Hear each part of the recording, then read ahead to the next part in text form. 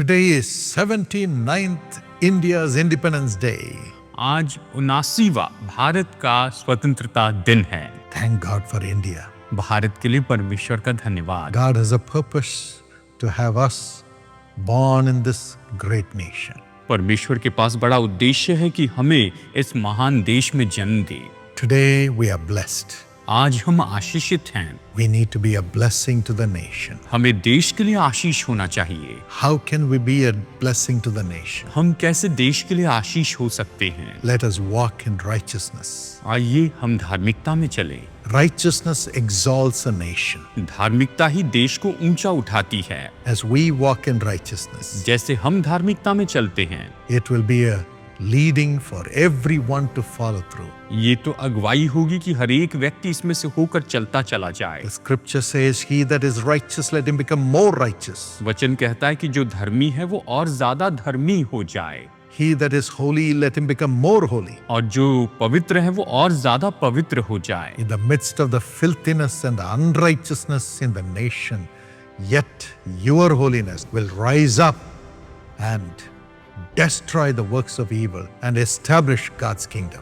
हालांकि पूरे देशों में जैसे कि भ्रष्टता बढ़ती चली जाती है और सारी बातों में बुराई बढ़ती चली जा रही है पूरे संसार में, लेकिन परमेश्वर की धार्मिकता आप में वास करेगी और आपके द्वारा इस देश को स्थापित करेगी। God's kingdom in our nation alone shall bless the people. केवल परमेश्वर का राज्य जो हमारे देश में होगा वही लोगों को आशीष दे पाएगा। Shall we walk in righteousness आइए हम धार्मिकता में चले and pray for the nation? और देश के लिए प्रार्थना करते जाएं।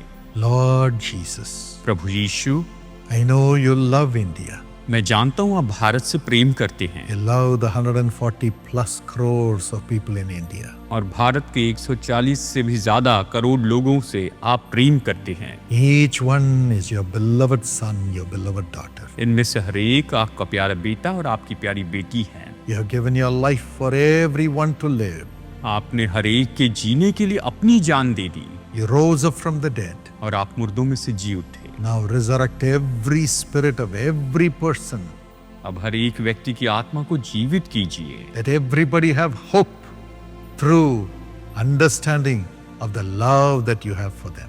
आपने इनके लिए जो प्रेम रखा है उसको समझकर हर एक व्यक्ति आशा रखे And let your life flow into every person. और आपका जीवन हर एक व्यक्ति में बहता चला जाए। Bless the rulers. आप शासकों को आशीष दीजिए। Let them rule according to your will to care for all people. सभी लोगों की देखभाल करने के लिए या आपकी इच्छा के अनुसार आपके अनुसार ये राज्य करते चले जाएं। Let everybody live in peace. और हर एक व्यक्ति शांति में जिए। As the rulership is full of peace with all people. जैसे कि सभी लोगों के साथ में जो शासन है वो शांति से भरा पूरा है। Protect the nation, Lord. प्रभु आप देश की रक्षा कीजिए No evil should touch the nation anymore. और हमारे देश को और कोई भी बुराई छूने न पाए Let there be great prosperity too. और महान संपन्नता भी हो।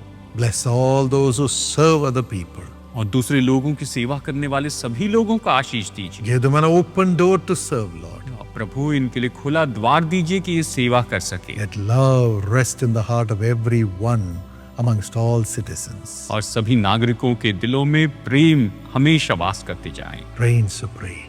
और बारिश हो प्रभु जी प्रेम। Let your light shine upon our nation. और आपकी ज्योति हमारे देश पर चमकने पाए। In Jesus' name. यीशु के नाम में Amen. आमीन। God bless India. प्रभु भारत को आशीष दे।